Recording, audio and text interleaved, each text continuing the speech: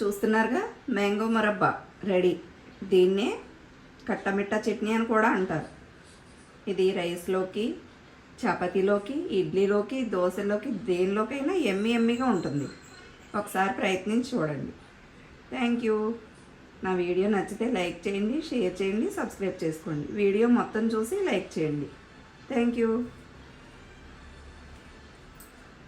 Hi viewers, చూస్తున్నారుగా కట్టమిట్టా chutney, mango కట్టమిట్టా chutney ready. దీన్నే mango murabba అని కూడా అంటారు. ఇది గాజు సీసాలో కానీ ఇలాంటి జాడీలో కానీ నిల్వ చేసుకుంటే సంవత్సరం పాటు నిల్వ ఉంటుంది. కప్పున్నర బెల్లం, 2 కప్పులు మామిడికాయ, పచ్చి మామిడికాయ తురుము. పుల్లగా ఉన్న మామిడికాయ అయితేనే దీనికి టేస్ట్గా ఉంటుంది. ఈ 2 వేసి,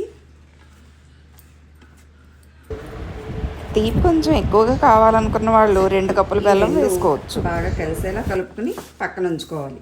దీనికోసం 1 టేబుల్ స్పూన్ జీలకర్ర దోరగా వేయించి పొడి కట్టుకుని ఉంచుకోవాలి. ఆవకాయలో వేస్తాం కదా పొడి కారం, కూరకారం కాకుండా పొడి కారం. ఇది పెద్ద టేబుల్ స్పూన్తో 2 టేబుల్ స్పూన్ల కారం, 1 టేబుల్ స్పూన్ సాల్ట్ దీనికి అవసరం పడతాయి. ప్రాసెస్లోకి వెళ్దాం.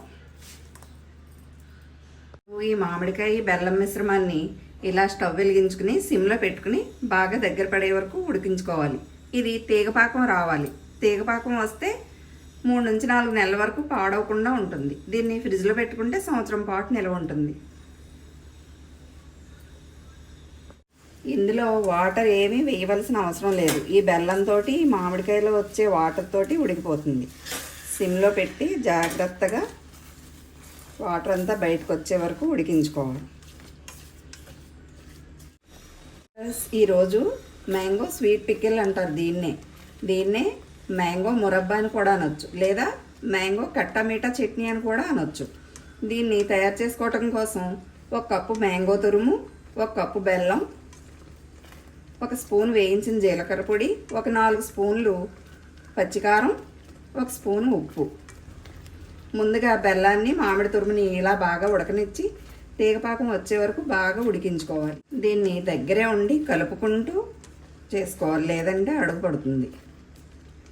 దీన్ని ఇలా బెల్లంతో పాటు బాగా ఉడకనిచ్చి తీగపాకం వచ్చే వరకు ఉంచుకోవాలి. ఇలా 1 తీగపాకం వచ్చే వరకు ఉడికించుకుని ఇప్పుడు ఇందులో వేయించి పొడి కొట్టుకున్న జీలకర్ర పొడిని కూడా వేసుకోవాలి. 1 టేబుల్ స్పూన్ జీలకర్ర వేయించి పొడి కొట్టుకుని అది ఇందులో వేసుకోవాలి. ఇప్పుడు సాల్ట్, కారం కూడా వేసుకోవాలి. 4 స్పూన్స్ కారం ఇందులో వేసుకుని 1 స్పూన్ సాల్ట్ కూడా వేసుకుని బాగా కలుపుకోవాలి. మొత్తం మురబ్బా అంతా కలిసేలా కలబెట్టుకుని తీగపాకం వచ్చిన తర్వాత కారం వేసుకోవాలి.